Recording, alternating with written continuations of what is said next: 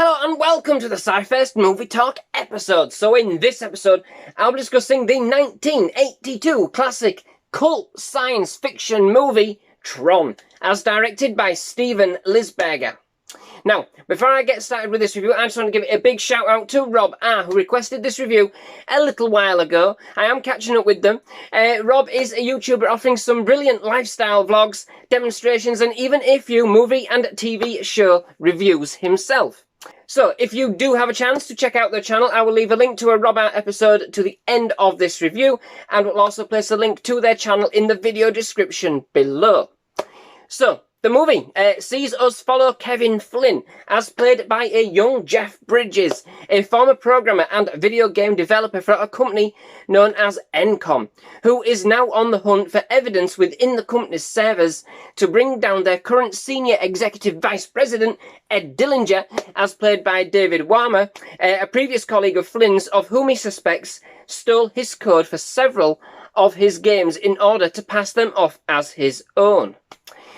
The server's mainframe controlling computer system, the Master Control Program, or the MCP, also voiced primarily by Warner, a now rogue artificial intelligence interface, looks to put a stop to Flynn trawling through its archives, and so digitizes Flynn into the computer mainframe, in a bid to pit him against other programs in a series of grueling games that might just see him wiped out of existence.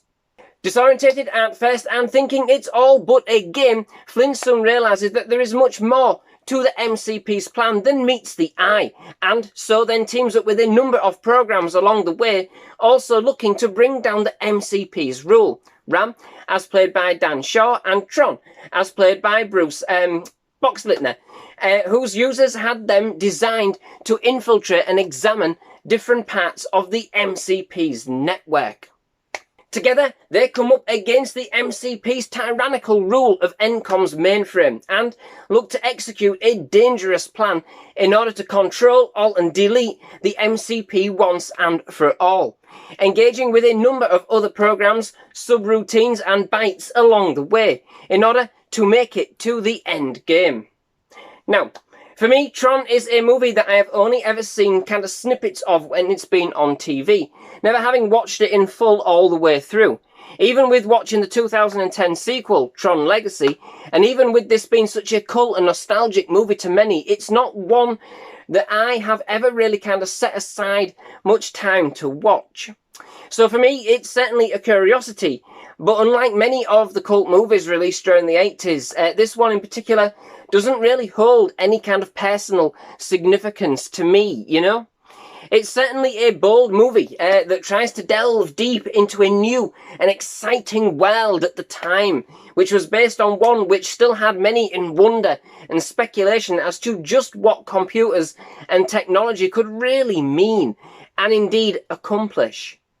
The idea of bringing what at the time was seen as a very niche, nerdy and distinct market to a wider audience was an inventive and indeed somewhat risky move, and there's absolutely no denying that this movie was a trailblazer in many ways. The effects alone for what they were able to accomplish in the early 1980s were simply amazing, and really did kind of pave the way for many of today's special effects. Much of the production was limited by the technology available at the time, but they never let this stop them from really kind of setting up and pushing the limits of what could be achieved. Given the games available and a kind of an understanding of computers at the time, I think the film does tremendously well to kind of incorporate much of this kind of fascination within the realm it creates for the MCP, as a true kind of visual representation of the links between the roles of the user versus the program. And, does set up a kind of a premise that's tipped and poised well to be such an opportunity for some pure escapism. Some of the themes it explores are intriguing and insightful, especially with regards to a user's data on the mainframe, Back in 1992, ingeniously using some of the same actors and actresses for both the user and the programs in which they operate as a means to kind of deliver a way to express how our personal identities are copied over into the digital world. Something which, of course, is more paramount today than it ever was from those very small beginnings. They had the sparks. However, for me, I found the film to really fail to capture the energy it needed to pull off such a massively scoped idea, and lacking much of the same that many of the films of that era actually had.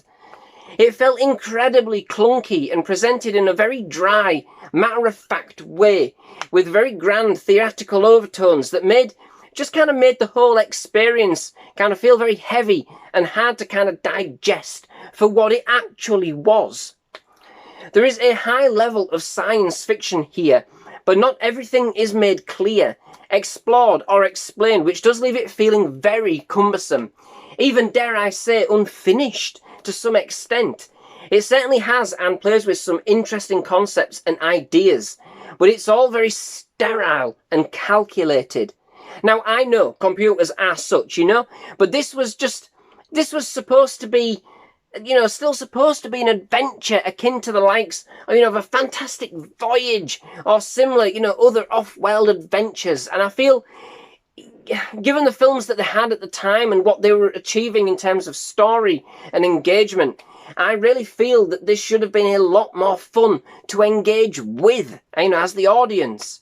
And all in all, it really just doesn't feel like it's having fun with itself, with any of the ideas and, and comes across cold as a result. I mean, I love computers. Yeah, look at me now. But even for me, this ended up being incredibly geeky. That's me saying it. Convoluted and unnecessarily complicated for what really felt like a low-stakes plot. It did try its hand at some humour every now and again in an effort to inject some more lighter elements. But for me, this just felt far too awkward and contrived. It's a movie that goes way over the top, and indeed, sat here today, or stood, does look incredibly dated, given that its heavy reliance, on technological references, which themselves are now incredibly dated. However, this I can get past, and that certainly didn't and doesn't put me off. Do not get me wrong on that. I can certainly appreciate just how technologically advanced it was for its time, and what the movie tried to do in terms of visuals, which are, when all said and done, pretty stunning, for a film in the early 1980s. The amount of effort that's gone into creating the style and the environment for every single scene within the mainframe is simply amazing. And the way the computer systems have been rendered and brought to life in this way has been a real labour of love. And this is not lost on me, no way, with regards to the spectacle that the movie was trying to convey. The film's soundtrack doesn't do it any justice either. Composed by Wendy Carlos, I found it to be raucous, disjointed, and very off-key. It was very hard to distinguish any key themes, and much of the elements clashing and feeling very uneven. And again, I do get that it was going for this synthesized computer-esque vibe, but there was nothing really to latch onto. The good films, they always need a good theme. And for me, just felt a bit messy at times and not really matching or really reading the scenes that they played as they played out, And it can be quite distracting. Overall, the movie is a visual treat and for an interpretation of the computer tech and games available at the time, it's pretty on point.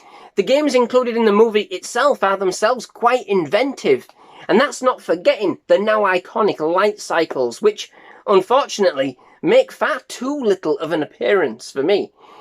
It's an interesting world that they have built, transcribing how life may be on the other side of the microchip. It is certainly an adventurous, high-concept movie.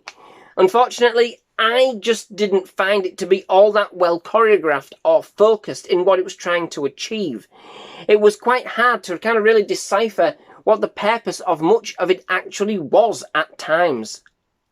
Whatever your take on the movie itself, what I can argue is its sense of scope and how the design, effects, and the grandeur that kind of went into this movie, that paved the way for many of the movies we have today.